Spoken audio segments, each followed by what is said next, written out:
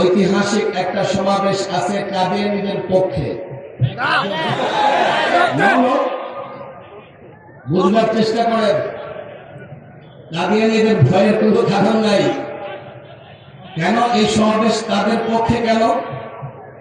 বাংলাদেশ সাম্প্রদায়িক সম্প্রীতির দেশ, এখানে হিন্দু নিরাপদ করা ঠিক না বেঠে, এখানে খ্রিস্টান নিরাপদ করা ঠিক না বেঠে, এখানে কাদিয়ানীরাও নিরাপদ।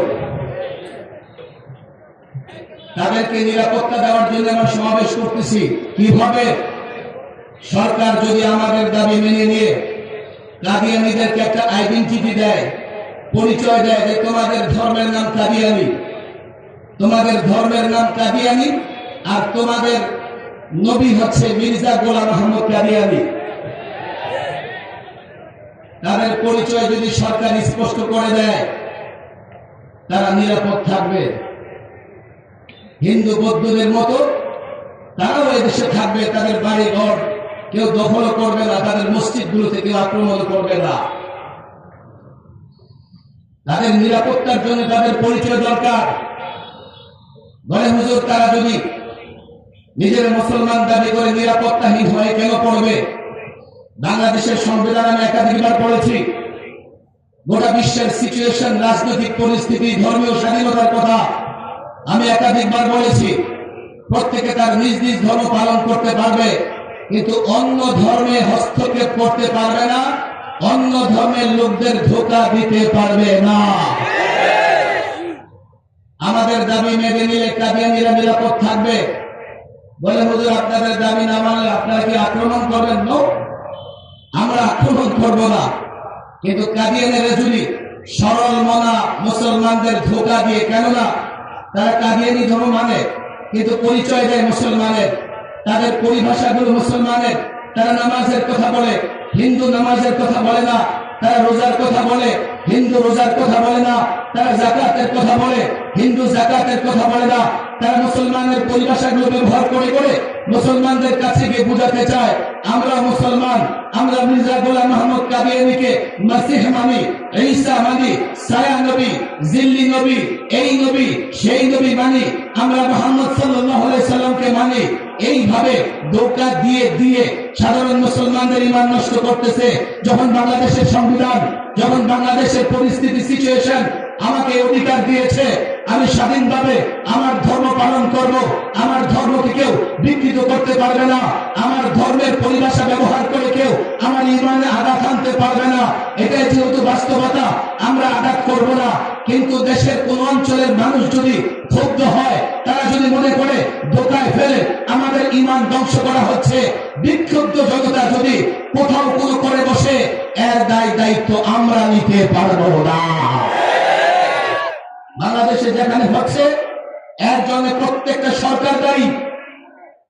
তোমরা কেন তাদের পরিচয় ওপেন করে দিচ্ছ না? তাদের আইডেন্টিটি ক্লিয়ার করে দিচ্ছ না? আমাদের বড় আশা ছিল ডক্টর ইউনূস সাহেব, তিনি ঢাকায় পা রেখেই একটা ঘোষণা দিয়েছিলেন, কি এদেশে যেন সংখ্যালঘুরা নিরাপদ থাকে। সংখ্যালঘুদের নাম উল্লেখ করতে গিয়ে তিনি বলেছিলেন, যেমন খ্রিস্টান, এরপরে হিন্দু এবং কাদিয়ানী, তারা যেন সবাই নিরাপদ থাকে, এটা উনি নিশ্চিত করবেন। তো ওনার এই কথা অনুযায়ী কাদিয়ানীরা সংখ্যালঘু, বাংলাদেশে তো মুসলমানরা সংখ্যালঘু নয়।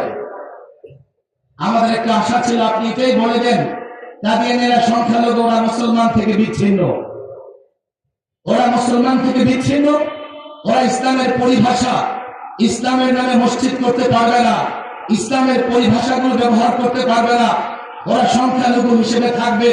পৃথিবীর যে কোনো রাষ্ট্রের যে কোনো সংখ্যালঘু সম্প্রদায় থেকে ওরা নিরাপদে থাকবে, আমাদের তাতে কোনো আপত্তি নাই।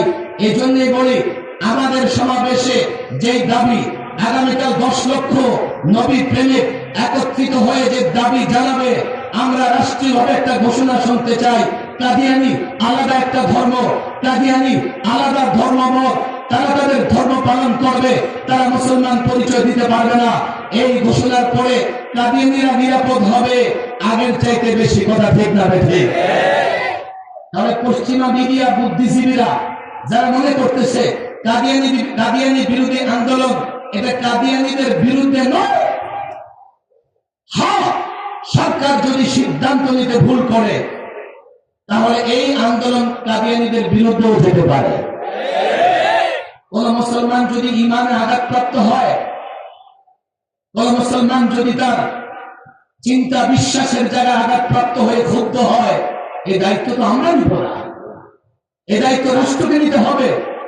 রাষ্ট্র কেন ক্ষুব্ধ হচ্ছে, এটা লিগাল কিনা, জেনুইন কিনা, এটা সত্য কিনা, যথার্থ কিনা, এই ভাষা রাষ্ট্রের বুঝতে হবে।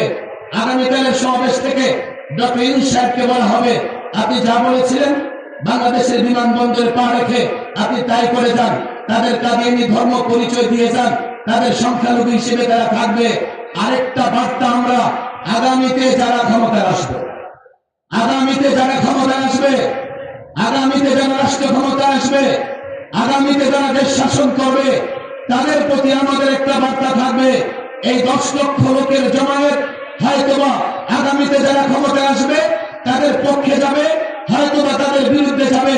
আগামীকালের সমাবেশ থেকে আগামীতে যারা ক্ষমতা আসবে তারা যদি পরিষ্কার ঘোষণা দিতে পারে, আমরা কাদিয়ানিদের পরিচয় নিশ্চিত করব।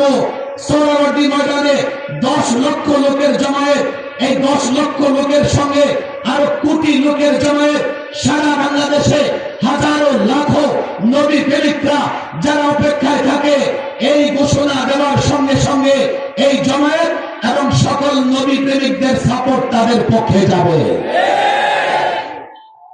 আমি এখান থেকে পরিষ্কার বলে দিয়েছি আগেও, নবী প্রেমিকদের সাপোর্ট পেতে হলে রাসূলুল্লাহর সম্মান এবং মর্যাদার চাদর নিয়ে যারা টানাটানি করে তাদের ব্যাপারে আপনাদের অবস্থান স্পষ্ট করতে হবে।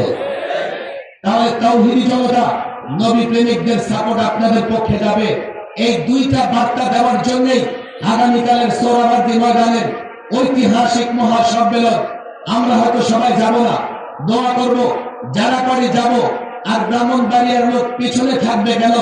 বাংলাদেশে যখনই ইসলামের পক্ষে, মুসলমানের পক্ষে আন্দোলন সংগ্রাম হয়েছে, আমি 30 বছর যাবৎ দেখে আসছি, রক্ত দেবার প্রয়োজন হলেও ব্রাহ্মণবাড়িয়ার জনতা সবার আগে রক্ত দিয়েছে।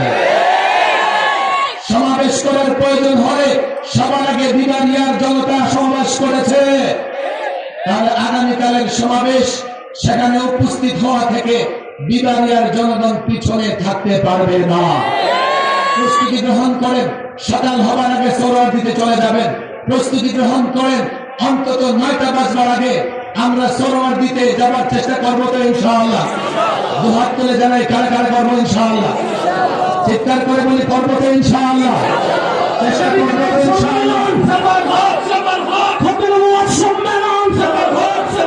আগামীকালের সম্মেলন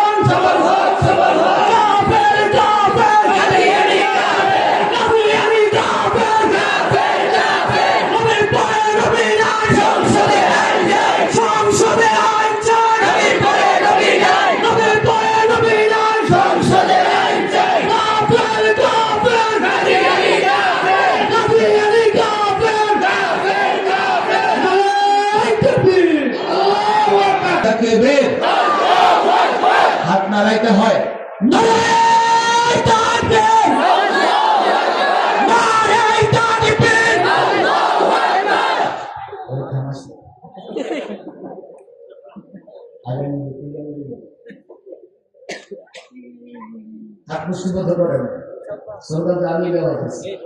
হ্যাঁ, নারায়ে তাকবীর, আল্লাহু আকবার। হাতটা নড়ে না কেন?